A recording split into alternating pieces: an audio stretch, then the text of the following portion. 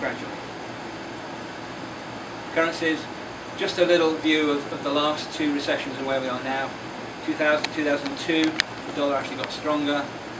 2007, 2009, it got stronger again there. So there's potential where we are now. Even though the dollar's come down in weakness, it may go back up in strength if we get people buying bonds as a result of trying to move into some safe haven area and away from equity markets if they collapse. Individual stocks, we're looking at Apple for over a year now, about 18 months. I've also been looking at a number of other stocks in the Dow: Boeing, Amex, Home Depot, United Healthcare, Visa, Nike and Disney. These are 8 stocks in the Dow that are actually in a bubble, and that's a quarter of the Dow stocks. That's quite significant. All bubbles crash, and that means that if these stocks crash, then a quarter of the components of the Dow are going to crash, and that has a significant effect on the Dow Jones Industrial Average. First 3, Apple, Boeing and Amex, they've actually crashed a long way already and may have come close to their lows. Home Depot, United Healthcare and Visa are actually at or very close to their all-time highs, so they're still got a long way to come down when they crash. Nike and Disney have been to their all-time highs and have come down somewhat, so they're somewhat on the way down at the moment. Looking just at a couple of these, Apple, Boeing, Amex, Home Depot and United Healthcare. This is the view of Apple back a year and a half ago, and I said at the time this bubble had probably reached its top. That was the window that I said would be the top, and 5 days later it actually formed a pretty significant high. It's crashed down since that point. Black dotted line is the absolute minimum that the stock price must go down to deflate the bubble correctly, and all bubbles must crash and they will all deflate down to a certain point. It hasn't actually, if we go along March, April, May and June, Apple has been dancing with that dotted line, not gone below it. I still think it will go below, so I think Apple has a little further to go before it reaches an all-time bottom. Boeing has crashed significantly, a 35% drop there from its highs in the beginning of this year, the beginning of last year rather. It came up significantly and it's danced a little bit sideways from that point. But that may have reached its all-time low because it's got dropped significantly below the black dotted line, which would be the absolute minimum that it has to drop down to. Home Depot has been forming a new high the last few months. I dotted box there, which I haven't fully calculated, was an estimate of where it would be to come up through April. A more accurate calculation there, window 2, is actually come into that window last month. Potentially a 34% drop likely in Home Depot, and it's come down since then, so that might actually be the all-time high, and we've got a significant amount for Home Depot to drop. American Express has crashed significantly from its high in mid-2014. It's come down almost 50%, lost half its price. It's bounced up since then a little bit. And there we are now at the moment with American Express. United Healthcare, very much like Home Depot, forming an all-time new high. I haven't done the full calculation on this one. I had a window 2 there. I've moved it slightly to the right. There we are in June, so United Healthcare in a bubble, but forming an all-time high. And again, likely to crash anything up to 37 to 40% before it finally reaches the bottom. Other assets outside the Dow, looked at other assets for the FANG stocks: Facebook, Amazon, Netflix and Google, biotech stocks and other stocks. Last month I added 2 more, another pharmaceutical, Valiant and Dish Network, so that's 18 additional stocks, all of them in the bubble, all of them have to crash. And the calculations I do identify the full life cycle of the bubble from the start, through its growth to a peak and then deflation to an end. Looking just at a few of these, starting off with Facebook, I've got a particular box, window 1 from Facebook. It's gone up a little past that, about 2 or 3 weeks beyond that particular window. It's come down since then, so that might be the top in Facebook, but it's got quite a significant drop to come. The price may drop as much as 50% before it gets down to that minimum point which it must go below to fully deflate. Amazon, again, one of the FANG stocks, it's created a new high there, and that might be the top. It's got at least 40% to drop. Google, same again, window 1 there. It's come up into that window and come down. At least 35% drop expected for Google. Valiant Pharmaceuticals has come down a huge amount, 9% drop. That's in a very poor state in terms of price. Dish Network, similar, it's come down over 50%. Bounced back up from its lows. That may well have reached the bottom in early part of this year. And Tesla crashed down 50%, and then in the last few months it's bounced right back up again, almost taking its highs again, but come crashing down again. So that's a highly traded, very volatile stock there. Tesla. And then this is just a classic view of 3D Systems Corp. This is a classic view of like a mountain where a price goes up 1,000%, comes down 90%. That's a classic view of a bubble. Other assets, just looking at a few of these: Japan, China, oil, gold, nat gas, copper, coffee, and uranium. Japan has come down since its high middle of last year, trending lower. China, we identified that being a bubble in April last year, and sure enough the bubble popped. I had a window 3 as the second half of last year. It actually popped just a few weeks before that. It was 2 weeks before that in June, whereas I had that window starting in July.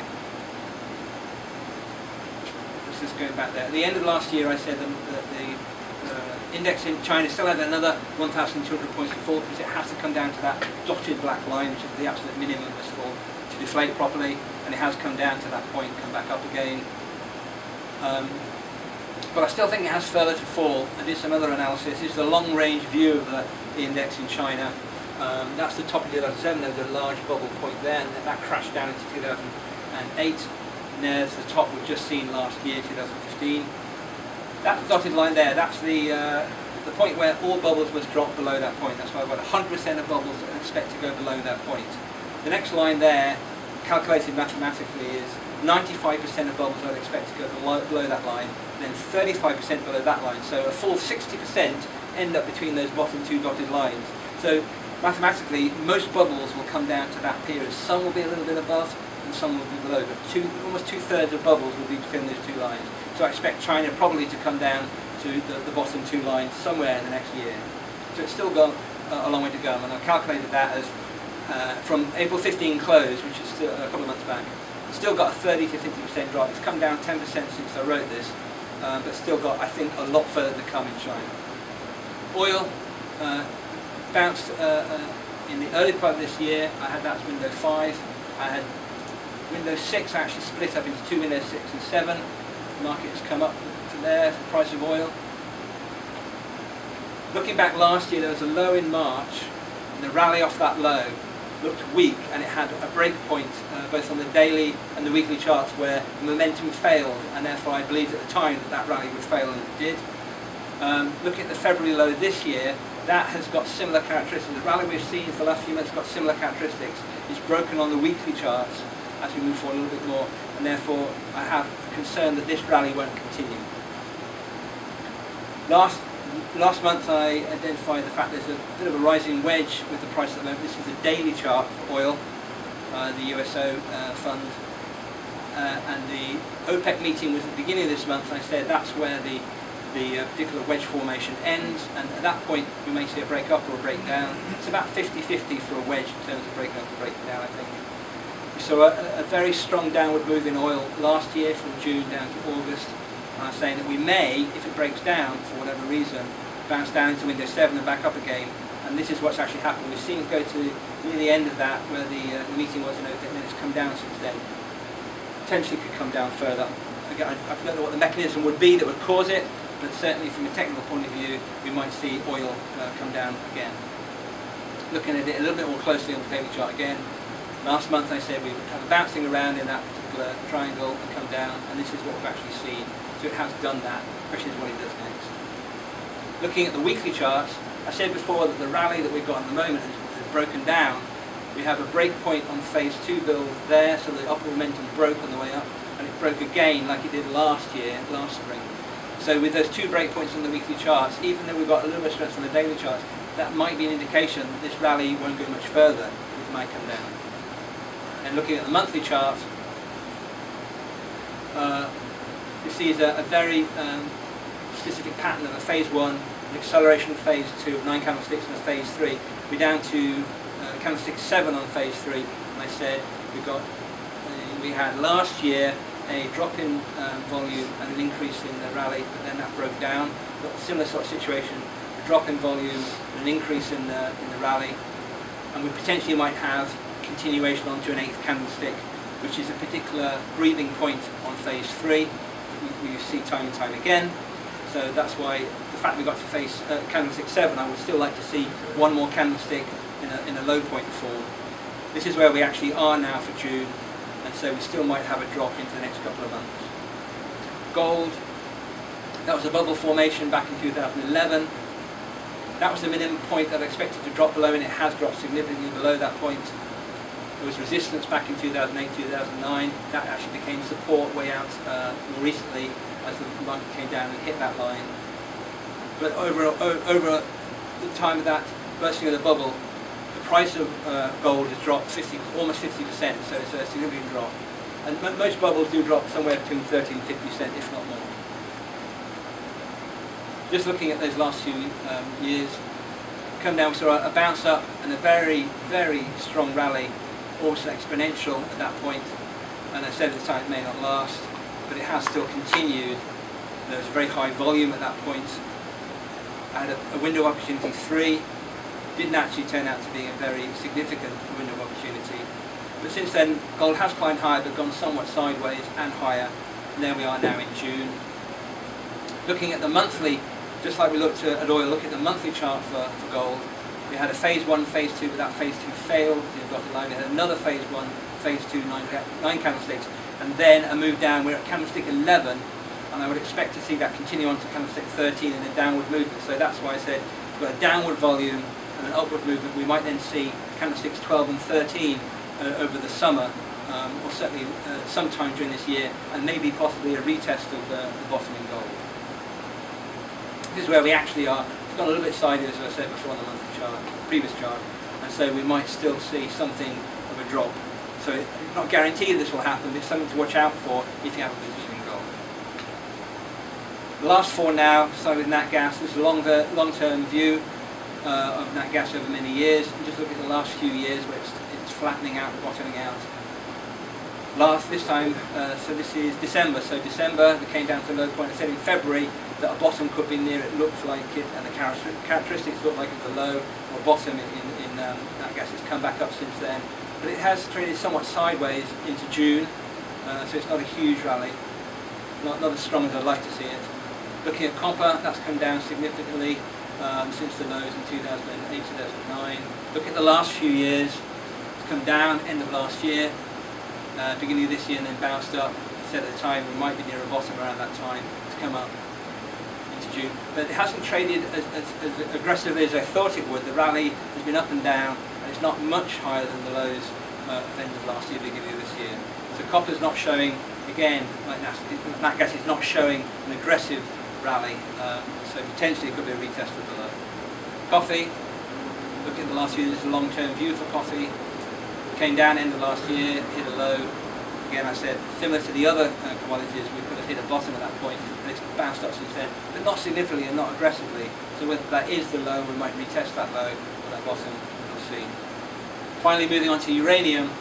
Uranium, at the end of last year, had this low point of 4.7 on the scale. This is a particular instrument I look at. It's come down. A strong downward move since then. Phase 1, phase 2, that phase 2 failed, and phase 1, phase 2, phase 3. Here we are now in June, so it's come down. It's actually come down over 30% since the high beginning of 2014, and it's actually come down 25% since the high at the end of last year, so it's come down a significant amount just in the last few months. Okay, thanks very much.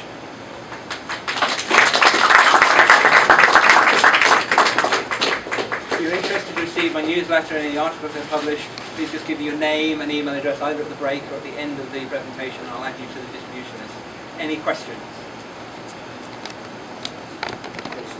Apology that got a little late, but you were going to discuss what could potentially happen if Britain stays in or if it leaves?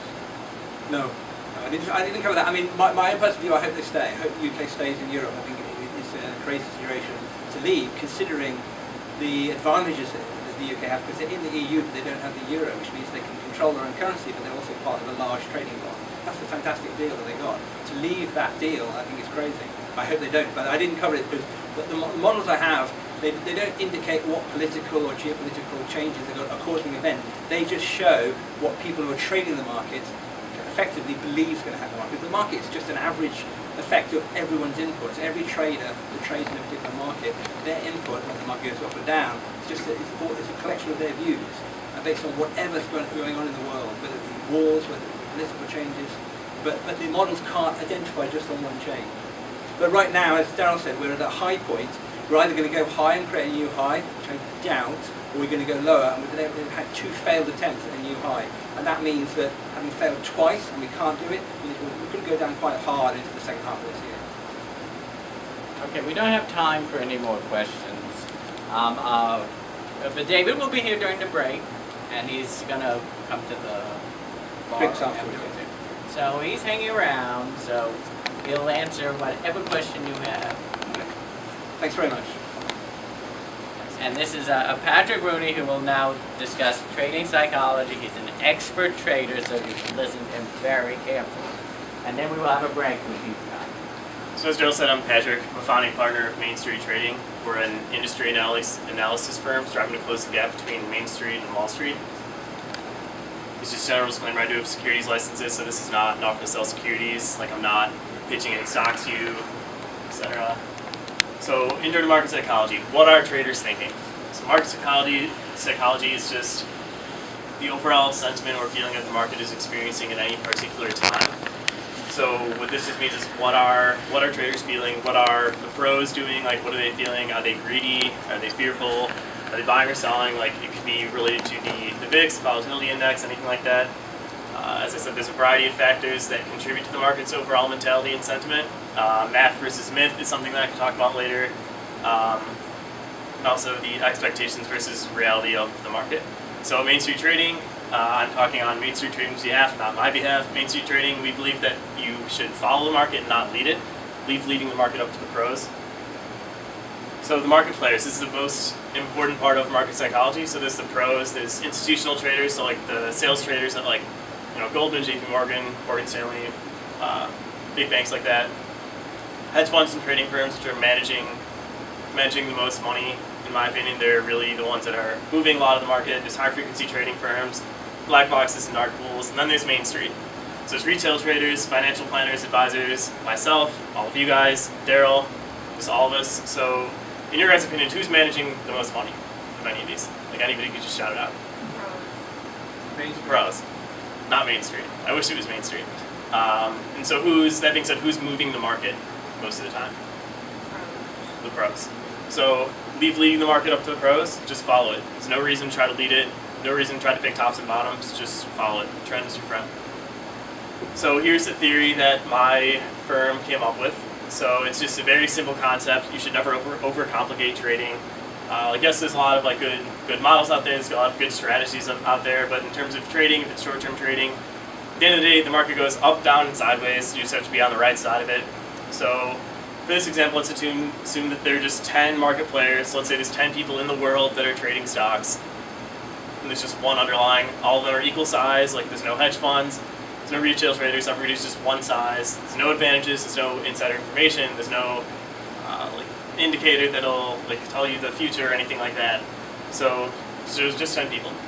So player one buys, so the trend begins. So I should have drawn out a chart. But so player one buys at the bottom, and that could be the start. So in a real world example, this could be like some institution like Goldman upgrading some stock. Like, they're probably getting in at first, but they're able to call the bottom because they're just that big. Then player two buys, so now maybe the trend's confirmed, it moves up a little bit. So 2 out of 10 people in the world are now long, are in stock. Then we, as Main Street traders, we want to be players 3 or 4. We want to get in, we want to join the trend. The trend is confirmed, there was a bottom, it's confirmed. We're not getting in at the bottom, but we don't want to do that because it's just too much risk. If we think we're calling, so Valiant, VRX for example, there are people that are calling the bottom since $220 a share, and as of today, I think that's at 21. So you're losing 90% on the way down if you're doing that, which you can't do. I do not want anybody in this room to lose 90% in one trade. So we want to be 3 or 4. We want to get in then, maybe 5 and 6 buy. The trend will continue. Now we're making some money because 6 out of all 10 people are in this underlying.